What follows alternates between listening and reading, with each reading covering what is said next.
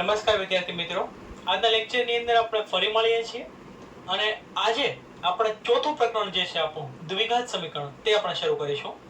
આની પહેલાનો જે લેક્ચર છે, આની પહેલાનું આપણે જે પ્રકરણ જોયું તેની અંદર આપણે દ્વિચલ સુરેખ સમીકરણ યુગ્મ જોયેલું. હવે દ્વિચલ સુરેખ સમીકરણ યુગ્મ અને દ્વિઘાત સમીકરણ આ બંનેની અંદર મુખ્ય બે ફરક છે. સૌપ્રથમ તો દ્વિચલ સુરેખ સમીકરણને જો આપણે યાદ કરીએ તો દ્વિચલ સુરેખ સમીકરણ જે છે તેને આપણે ax by c બરાબર 0 આ સ્વરૂપે આપણે લખતા હતા. એટલે કે તમે જુઓ કે x અને y બે ચલ છે અને સમીકરણની અંદર જે મહત્તમ ઘાત છે ચલની તે 1 છે. એટલે કે આપેલું જે સમીકરણ જે છે તે સુરેખ સમીકરણ છે. જો તમને યાદ હોય તો બહુપદીની અંદર આપણે ભણેલા હતા કે બહુપદીના પ્રકારોની અંદર આપણે જોયેલું કે જે સમીકરણની મહત્તમ ઘાત 1 હોય તેને આપણે સુરેખ સમીકરણ કહેતા હતા. તો તમે જુઓ કે અહીં x અને y બંનેની ઘાત મહત્તમ ઘાત 1 છે. તેથી આપણા પ્રકરણનું નામ દ્વિચલ સુરેખ સમીકરણ યુગ્મ એવું હતું. હવે જે આપણે પ્રકરણ જોઈએ છે તે દ્વિઘાત સમીકરણ છે.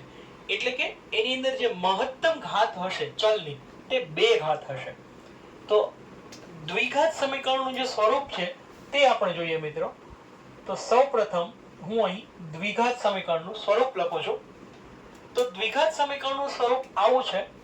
તેને આપણે ax² + bx + c બરાબર 0 આ રીતે લખીશું. અને તેની શરત છે કે a is not equal to 0. એટલે કે a ની કિંમત શૂન્ય હોઈ શકે નહીં, b અથવા તો c ની કિંમત શૂન્ય હોઈ શકે. હવે મુખ્ય ફરક તમે જુઓ મિત્રો, અહીં x ની જે મહત્તમ ઘાત છે તે 2 છે. એટલે કે આ સમીકરણને આપણે દ્વિઘાત સમીકરણ કહીશું. આપણે હંમેશા જ્યારે પણ બહુપદીની મહત્તમ ઘાત શોધવી હોય ત્યારે આપણે બહુપદીની જે તે દ્વિઘાત છે, ત્રિઘાત છે અથવા તો સુરેખ છે તે આપણે જો જોવું હોય તો આપણે શું કરીએ કે જે ચલ આપણને આપેલો હોય, જેટલા પણ ચલ આપેલા હોય તેમાંની આપણે મહત્તમ ઘાત શોધીએ. તો મહત્તમ ઘાત અહીં x ની છે અને 2 ઘાત આપેલી છે. તેથી આપણે આ પ્રકારના સમીકરણને દ્વિઘાત સમીકરણ કહીશું. હવે તેની અંદર ઘણીવાર એવું બને કે b અથવા c શૂન્ય હોઈ શકે, એટલે કે x વાળું પદ હોય જ નહીં એવું બની શકે. અથવા તો c એટલે કે જે અચળાંક છે તે પણ ઘણીવાર ના હોય એવું બની શકે. પણ x² વાળું પદ તો હંમેશા જોઈએ જ. તો જ આપણે એ પ્રકારના સમીકરણને દ્વિઘાત સમીકરણ કહી શકીએ મિત્રો. આ પ્રથમ શરત છે. અને તમે જુઓ કે બંનેની અંદર જે ચલ છે, બંને પદની અંદર અહીં x² અહીં x, પણ ચલ તો x જ છે. એટલે કે બંનેની અંદર x અને x એ જ ચલ છે. જ્યારે અહીં આપણા પાસે બે ચલ હતા x અને y, એટલા માટે પણ આપણે એને દ્વિચલ કહેતા હતા. દ્વિ એટલે બે, એની અંદર બે ચલ હતા એટલા માટે આપણે એને દ્વિચલ કહેતા હતા. જ્યારે આને આપણે દ્વિઘાત કહીએ છીએ. ચલ એની અંદર માત્ર એક જ છે x, પણ એની ઘાત જે છે તે 2 છે. એટલા માટે આપણે એને દ્વિઘાત સમીકરણ કહીએ છીએ. તો હવે આપણે એ જોઈએ કે કઈ રીતે કોઈ પણ કૂટ પ્રશ્નને આપણે દ્વિઘાત સમીકરણના સ્વરૂપમાં લખી શકીએ. હવે આપણે આ પ્રકરણની અંદર જ્યારે પણ કૂટ પ્રશ્ન પરથી સમીકરણ બનાવવાની કોશિશ કરીએ ત્યારે મિત્રો ખાસ યાદ રાખીશું કે પ્રથમ આની પહેલાના જે ચેપ્ટરની અંદર આપણે જોયું કે આપણે x અને y બંનેના સ્વરૂપની અંદર સમીકરણ ધારતા હતા. હવે આપણે માત્ર x ના જ સ્વરૂપમાં ધારવાનું છે, કારણ કે આપણા પાસે ચલ માત્ર x એ એક જ ચલ છે. તેથી તો હવે આપણે દ્વિચલ સુરેખ સમીકરણનું સ્વરૂપ જવા દઈએ અને દ્વિઘાત સમીકરણ જોઈએ. તો પ્રથમ ઉદાહરણથી શરૂઆત કરીએ. આપણે આ ઉદાહરણની અંદર જે બંને દાખલાઓ આપેલા છે તેનું આપણે ગાણિતિક સ્વરૂપ મેળવવાનું છે એવું આપણને કહ્યું છે. આપણને કહ્યું છે કે નીચે આપેલ સ્થિતિને ગાણિતિક રીતે વ્યક્ત કરો. તો પ્રથમ દાખલો આપણે જોઈએ અને જે ઇમ્પોર્ટન્ટ એની અંદરની જે ડિટેલ્સ છે તેને આપણે બોર્ડ પર લખીએ. જોન અને જીવંતી પાસે કુલ 45 લખોટીઓ છે. તો આપણે લખીએ કે લખોટીઓની કુલ સંખ્યા આપણને આપેલી છે 45. આ આપણને આપેલું છે. આપણને કહ્યું છે કે પ્રત્યેક વ્યક્તિ 5-5 લખોટીઓ ખોઈ કાઢે છે. તો બીજું આપણે લખીએ કે બંને 5 લખોટીઓ ખોઈ કાઢે છે. તો આ પણ આપણને આપેલું છે. અને હવે કહે છે હવે તેમની પાસે બાકી રહેલ લખોટીઓની સંખ્યાનો ગુણાકાર 124 છે. તો આપણે લખીએ કે બાકી રહેલી લખોટીઓની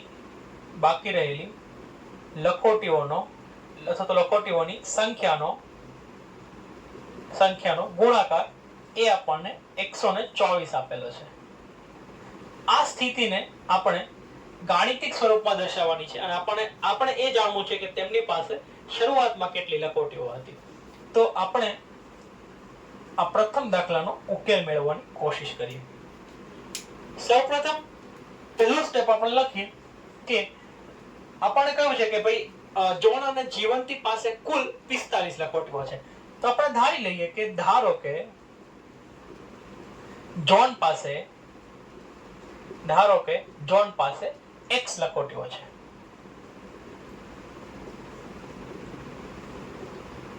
હવે જો જોન પાસે x લખોટીઓ હોય અને કુલ 45 લખોટીઓ હોય તો જીવંતી પાસેની લખોટીઓની સંખ્યા તે 45 - x થાય. કેવી રીતે? ધારો કે જોન પાસે 10 લખોટીઓ છે. ધારી લઈએ કે જોન પાસે 10 લખોટીઓ છે. તો 45 માંથી 10 ને બાદ કરીએ એટલે કે 35. તો 35 જે છે તે જીવંતી પાસેની લખોટીઓની સંખ્યા થઈ. હવે આપણને 10 ની બદલે કેટલું આપેલું છે? x. જોન ની પાસે કેટલી લખોટીઓ કહી છે? x લખોટીઓ કહી છે. તો આપણે કહીએ કે ભાઈ જીવંતી પાસે જે લખોટીઓ છે તે 45 - x જેટલી થશે. 45 માંથી જોન પાસે જેટલી લખોટીઓ છે તેને બાદ કરી દઈએ તો આટલી એની પાસે થશે. હવે આપણે બીજો સ્ટેપ લખીએ. આપણને કહેલું છે કે બંને 5 લખોટીઓ ખોઈ કાઢે છે. તો આપણે લખીએ કે બંને 5 લખોટીઓ ખોઈ કાઢે છે.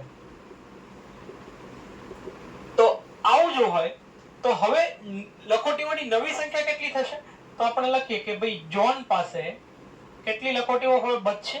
તો એની પાસે x હતી, તેમાંથી એને 5 લખોટીઓ ખોઈ કાઢી એટલે કે 5 જતી રહી. તો x - 5 બચશે. અને જીવંતી પાસે આપણે લખીએ જીવંતી પાસે 45 - x લખોટીઓ હતી, તેમાંથી તેને 5 લખોટીઓ ખોઈ કાઢી. તો તેની પાસે 45 માંથી 5 જાય તો 40 ઓછા x જેટલી લખોટીઓ હવે તેની પાસે બચશે. ત્રીજો સ્ટેપ લખીએ.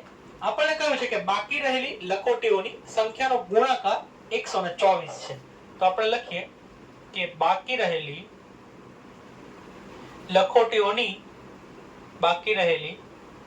લખોટીઓની સંખ્યાનો ગુણાકાર તે આપણને 124 આપેલો છે. તો હવે જોઈએ જોન પાસે x - 5 લખોટીઓ બચી છે એટલે પ્રથમ કૌંસની અંદર આપણે x - 5 લખીએ અને જીવંતી પાસે હવે 40 - x લખોટીઓ છે. તો બંને કૌંસને આપણે આ રીતે દર્શાવીએ, વચ્ચે કોઈ નિશાનીઓ નથી. તેનો અર્થ છે કે બંને વચ્ચે ગુણાકાર છે.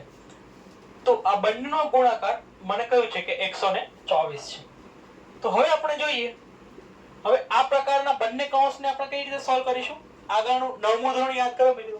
આપણે પ્રથમ કૌંસનું જે પ્રથમ પદ છે તેને બીજા આખા કૌંસની સાથે ગુણીશું એટલે કે x ને આપણે 40 - x ની સાથે ગુણીશું અને બીજું જે આખું પદ છે નિશાની સહિત એટલે કે -5 એને પણ આપણે બીજા કૌંસની સાથે ગુણીશું. તો આ રીતે આપણે આ સમીકરણનું વિસ્તરણ કરીશું. 40 ને x સાથે ગુણીએ એટલે 40x મળશે. x અને x બંને ગુણાઈને x² આપશે અને માઈનસ નિશાની આવશે. 40 અને 5 બંને ગુણાઈને 200 આપશે. -5 અને -x તે 5x આપશે અને બંનેની નિશાની માઈનસ છે તેથી પ્લસ થઈ જશે. બરાબર 124. હવે આપણે આ સ્વરૂપની અંદર સમીકરણ મેળવવાનું છે ax² + bx + c. તો બને ત્યાં સુધી આપણે એવી કોશિશ કરીશું કે x² વાળું જે પદ છે તે ધન રહે. ધન ના પણ રહે તો પણ કોઈ વાંધો નથી, પરંતુ આપણે કોશિશ એવી કરી શકીએ કે તે x2 વાળું જે પદ છે તે આપણને ધન મળે. તો જો આ x2 વાળા પદને મારે ધન મેળવવું હોય તો તેને હું બરાબરની સામેની બાજુ લઈ જાઉં. એટલે આ ચારે ચાર પદને પણ હું બરાબરની સામેની બાજુ લઈ જાઉં છું. તેથી 124 ને જેમના તેમ રહેવા દઈએ. 40x ને બરાબરની સામેની બાજુ લઈ જઈએ તો ધનમાંથી ઋણ બનશે. ઓછા 40x ઓછા x2 વત્તા x2 બની જશે. ઓછા 200 વત્તા 200 બની જશે. ને વત્તા 5x ઓછા 5x બની જશે. અને બરાબર 0 આપણને મળશે. આ બધા જ પદો આપણે પહેલી બાજુ લઈ લીધા એટલે જે બચ્યું તે 0. હવે આપણે સૌપ્રથમ x2 ને લઈ લઈએ. x2 ની સાથે x2 વાળું બીજું કોઈ સજાતીય પદ નથી મિત્રો, તેથી તેને જેમનું તેમ રહેવા દઈએ. 40x અને 5x આ બંને સજાતીય પદો છે અને બંનેની નિશાની તમે જુઓ કે માઈનસ છે. બંનેની નિશાનીઓ માઈનસ હોય તો આપણે શું કરીશું? સમાન નિશાની એટલે સરવાળો. તો 40x અને 5x એટલે 45x. અને મોટા અંકની નિશાની 40 ની નિશાની માઈનસ, તેથી 45 ની પણ માઈનસ કરીશું. સમાન નિશાની તો સરવાળો, 100 ની સાથે 100 એવું યાદ રાખવાનું. સમાન નિશાની સરવાળો. અને હવે જોઈએ 124 અને 200 આ બંનેનો પણ આપણે સરવાળો કરીએ. 200 પણ ધન છે ને 124 પણ ધન છે. તો 200 અને 124 મને 324 મળશે. તો આ જે છે આ રીતે મને જે પ્રથમ સમીકરણ પ્રથમ દાખલો આપેલો છે તેનું મને ગાણિતિક સ્વરૂપ આપણને આ રીતે મળે છે. તો આ રીતે આપણે જ્યારે દ્વિઘાત સમીકરણ આપણને આપેલો હશે મિત્રો ત્યારે આપણે આ રીતે એને સમીકરણની અંદર ફેરવીશું. અને તમે જુઓ કે આપણે બંનેમાં x જ રાખેલો છે. ચલ જે છે તે x અને y ભૂલથી ધારી લેતા નહીં. આ યાદ રાખજો. બીજો દાખલો જોઈએ. આપણને કહ્યું છે કે એક કુટીર ઉદ્યોગ એક દિવસમાં કેટલા રમકડા બનાવે છે. તો આપણે લખીએ કે એક દિવસમાં કેટલાક રમકડા બને છે. કેટલા બને છે તે આપણે જાણતા નથી. પછી આપણને કહ્યું છે કે પ્રત્યેક રમકડું બનાવવાનો ખર્ચ 55 માંથી એક દિવસમાં ઉત્પાદિત થતા રમકડાની સંખ્યા બાદ કરીએ તેટલો છે. તો આપણે લખીએ કે એક રમકડું બનાવવાનો ખર્ચ 55 માંથી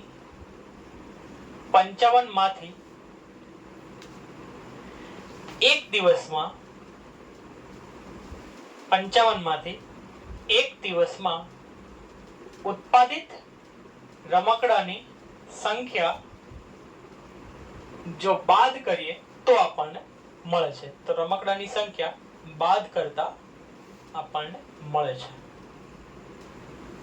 અને આગળ આપણને કહ્યું છે કોઈ એક ચોક્કસ દિવસે ઉત્પાદન ખર્ચ 750 રૂપિયા છે. બરાબર. તો આપણે લખીએ કે ઉત્પાદન ખર્ચ આપણને આપેલો છે કોઈ એક દિવસનો 750 રૂપિયા. અને આપણે તે દિવસે ઉત્પાદિત રમકડાની સંખ્યા જાણવી છે. તો આને પણ આપણે ગાણિતિક સ્વરૂપની અંદર ફેરવવાની કોશિશ કરીએ. આપણે લખીએ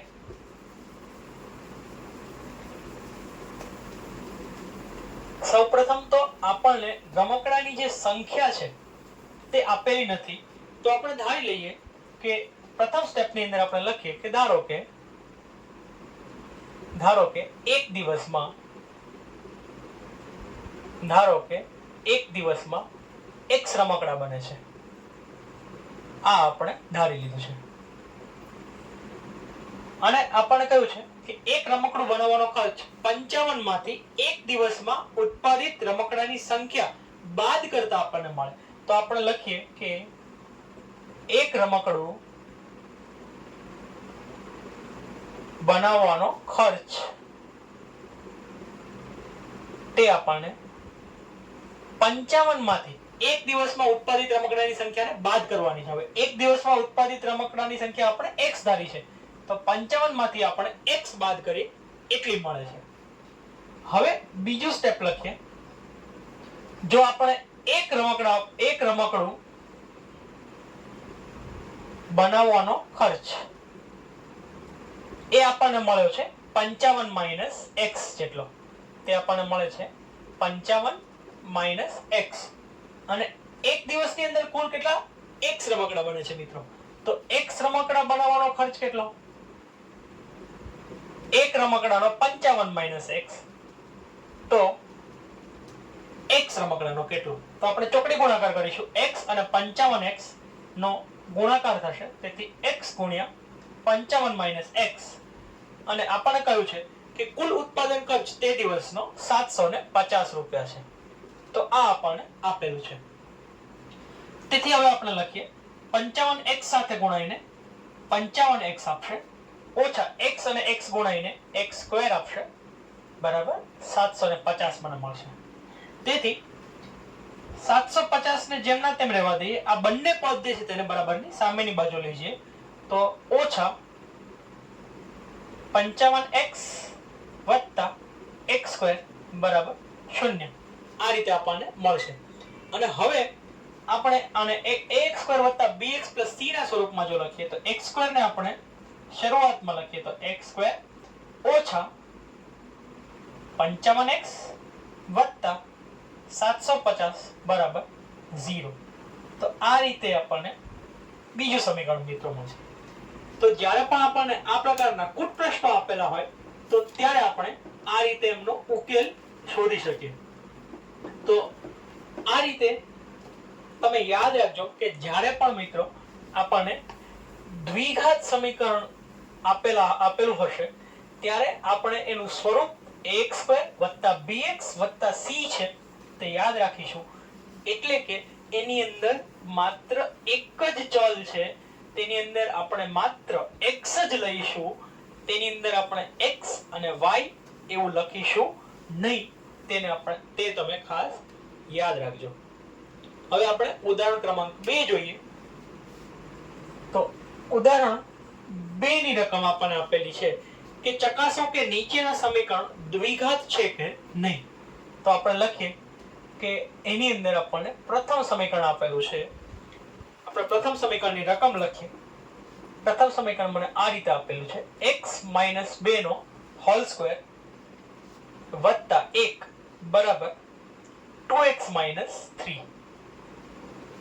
હવે આપણને કઈ રીતે ખબર પડશે કે કોઈ પણ સમીકરણ દ્વિઘાત છે કે નહીં? તો જો આપણને તે ax² વત્તા bx વત્તા c બરાબર 0 ના સ્વરૂપનું મળે તો આપણે કહી શકીએ કે તે સમીકરણ દ્વિઘાત છે. જો ના મળે તો આપણે કહીશું કે તે દ્વિઘાત સમીકરણ નથી. તો આના માટે આપણે યાદ રાખીએ મિત્રો. હવે આપણે કુલ 4 અલગ અલગ પ્રકારના જે નિત્યસમ છે તેની આપણને જરૂર પડશે. તો આ 4 નિત્યસમો તમે ખાસ નોંધ કરી લેશો, કેમ કે આ નિત્યસમ આપણને સમગ્ર ગણિતની અંદર જરૂર પડશે. સૌપ્રથમ જે છે તે છે x વત્તા y નો હોલ સ્ક્વેર. તો x વત્તા y નો હોલ સ્ક્વેર મને મળશે x² વત્તા 2xy વત્તા y². બીજું નિત્યસમ છે x ઓછા y નો હોલ સ્ક્વેર, તેના બરાબર મને મળશે x² ઓછા 2xy વત્તા y². જો તમારે યાદ રાખવું હોય તો કઈ રીતે યાદ રાખવાનું છે કે જ્યારે x વત્તા y² હોય ત્યારે બધી જ નિશાનીઓ ધન આવશે, અને x ઓછા y નો સ્ક્વેર હોય તો માત્ર 2xy જે છે તે ઋણ આવશે, y² તો ધન જ આવશે. એટલે એક પદ માત્ર માઈનસ આવશે. એના પછી છે x² માઈનસ y² બરાબર આપણે લખીશું x ઓછા y x વત્તા y. આ રીતે આપણે લખી શકીશું. ચોથું આપણે જોઈએ x વત્તા y નો ઘન. જ્યારે આ રીતે આપણને આપેલું હોય તો તેનું સૂત્ર છે x³ વત્તા y³ વત્તા 3x²y પ્લસ xy². અને પાંચમું જોઈએ x માઈનસ y નો હોલ ક્યુબ બરાબર x³ ઓછા y³ ઓછા 3x²y ઓછા xy². તો આ રીતે આપણને મળશે. તો x પ્લસ y નો હોલ ક્યુબ અને x માઈનસ y ના હોલ ક્યુબ માં પણ તમે મિત્રો યાદ રાખી શકો x + y ના હોલ ક્યુબ ની અંદર વચ્ચે વત્તા છે એટલે આખા જ સમીકરણમાં બધે જ વત્તા આવશે અને x - y માં વચ્ચે ઓછા છે એટલે આખા સમીકરણમાં બધી જ જગ્યાએ ઓછાની નિશાની આવશે. તો આ રીતે આ 5 નિત્યસમો હાલ પૂરતા તમે યાદ રાખજો, આપણને આની ખૂબ જરૂર પડવાની છે. તો અહીં જે મને આપેલું છે તે x - y ના હોલ સ્ક્વેર જેવું સ્વરૂપ છે. તો આપણે એને સોલ્વ કરીએ. તો x - y નો હોલ સ્ક્વેર નું જે સૂત્ર છે તે મને મળશે x નો સ્ક્વેર એટલે આપણે પ્રથમ પદનો સ્ક્વેર કરીએ x² - 2xy. પ્રથમ પદને આપણે x કહીએ, બીજા પદને આપણે y કહીએ. તો -2 x ની કિંમત છે x, y ની કિંમત છે 2 વત્તા y નો સ્ક્વેર, y મને આપેલો છે 2 તો y ની કિંમત છે 2 તો 2 નો વર્ગ લખીશું. તો આ રીતે મને x - 2 નો હોલ સ્ક્વેર બરાબર મળશે વત્તા 1 આપેલો છે અને આના બરાબર 2x - 3 આપેલું છે. તેથી હું લખું x² કૌંસ ખોલું છું ઓછા 2 દુ 4 એટલે 4x વત્તા 2 નો વર્ગ એટલે 4 વત્તા 1 બરાબર 2x - 3. આ રીતે મને આપેલું છે. તેથી x² ને જેમનો તેમ રહેવા દો, -4x ને પણ જેમના તેમ રહેવા દો, 4 અને 1 થશે 5 અને આ બાજુ જે બરાબર 2x - 3 આપેલા છે તેને આપણે બરાબરની સામેની બાજુ લઈ આવીએ. તેથી મને મળશે x² - 4x વત્તા 5 ઓછા 2x વત્તા 2x છે તે ઓછા 2x થઈ ગયા વત્તા 3 અને ઓછા 3 છે તે વત્તા 3 થઈ ગયા બરાબર 0. આ રીતે આપણને મળે છે. તેથી હું લખું છું કે x² - 4x - 2x બંનેની નિશાનીઓ સરખી છે, સમાન નિશાની, સરવાળો 4 ને 2 6x, મોટા અંકની નિશાની માઈનસ વત્તા 5 વત્તા 3 એટલે 8 મળશે બરાબર 0. તો આ મને પ્રથમ સમીકરણ મળે છે. તમે જુઓ કે આ સમીકરણ ax² + bx + c જેવું છે. તેથી આપણે કહી શકીએ કે જે ax² + bx + c બરાબર શૂન્ય સ્વરૂપ છે, શૂન્ય સ્વરૂપનું છે. તેથી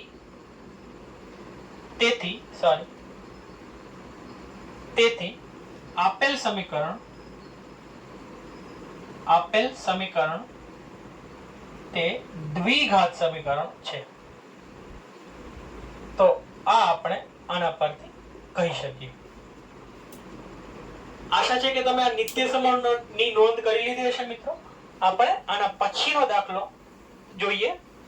આ નિત્યસમો તમે ચાહે તો એક પેજની અંદર લખી અને તમારા બેડની પાસે અથવા તો જ્યાં તમે રોજ જોઈ શકો એવી કોઈ જગ્યાએ લગાવી દો મિત્રો, જેથી તમને તરત જ આ નિત્યસમો જે છે તે યાદ રહી જશે. આપણે બીજું ઉદાહરણ જોઈએ, બીજા ઉદાહરણનો બીજો દાખલો જોઈએ. બીજો દાખલો આ રીતે આપેલો છે x કૌંસમાં x + 1 + 8 બરાબર x + 2 અને x - 2. આ રીતે મને બીજો દાખલો આપેલો છે. આનો આપણે ઉકેલ શોધવાની કોશિશ કરીએ. તો હવે આપણે લખીએ x ના કૌંસમાં x + 1 આપેલો છે. તેથી x ને આપણે x ની સાથે ગુણીએ તેથી x² થશે. x ને +1 ની સાથે ગુણું તો x થશે વત્તા 8 આપણને આપેલા છે. હવે x + 2 અને x - 2 તમે યાદ કરો કે આપણે હમણાં જે નિત્યસમ લખેલું છે મિત્રો તે આપણે અહીં લખીએ. નિત્યસમ આવું હતું, આપણને નિત્યસમ આપેલું છે. નિત્યસમ પણ આપણે અહીંયા સાથે નીચે લખીએ. નિત્યસમ આવું હતું x - y બીજા કૌંસમાં x + y બરાબર આપણે x² - y² લખી શકીએ. આ એવું જ છે. તો x² લખીશું ઓછા y² એટલે y બરાબર મને 2 આપેલો છે તો 2 નો વર્ગ 4 થશે. તેથી x² + x + 8 બરાબર x² - 4. આ રીતે આપણે લખી શકીએ. તેથી x² + x + 8 ને આપણે જેમના તેમ રહેવા દઈએ અને આ બંને પદને આપણે બરાબરની સામેની બાજુ લઈએ તો x² ને બરાબરની સામેની બાજુ લઈએ તો ધનમાંથી ઋણ બની જશે, -4 + 4 બની જશે, બરાબર મને 0 મળશે. x² અને x² કેન્સલ થઈ જશે અને હવે x જેમના તેમ જ બચશે અને 8 ને 4 12 બચશે. તેથી x + 12 = 0. તો આ રીતે મને બીજું સમીકરણ મળે છે. હવે તમે જુઓ કે આ સમીકરણની અંદર x² વાળું કોઈ પદ નથી. તો જો x² વાળું પદ જ ના હોય તો આ સમીકરણને આપણે દ્વિઘાત સમીકરણ કહી શકીએ નહીં, કેમ કે દ્વિઘાત સમીકરણ માટે મહત્તમ ઘાત 2 હોવી જોઈએ મિત્રો, જ્યારે x ની ઘાત માત્ર 1 જ છે. તો આપણે તેથી લખી શકીએ કે જે ax² + bx + c બરાબર 0 સ્વરૂપનું નથી. તેથી આપેલ સમીકરણ, તેથી આપણે કહી શકીએ કે તેથી આપેલ સમીકરણ દ્વિઘાત સમીકરણ નથી. તો આ રીતે આપણે આ બંને દાખલાઓ જોઈ શકીએ. આજે માત્ર મિત્રો આપણે આ બે જ દાખલાઓ જોઈએ છે. હવે પછીના લેક્ચરની અંદર આપણે ઉદાહરણ 2 ના બાકીના જે બંને દાખલાઓ છે તે પણ જોઈશું અને આના પછીનો જે પ્રથમ સ્વાધ્યાય છે તેનો પણ આપણે ઉકેલ મેળવવાની કોશિશ કરીશું.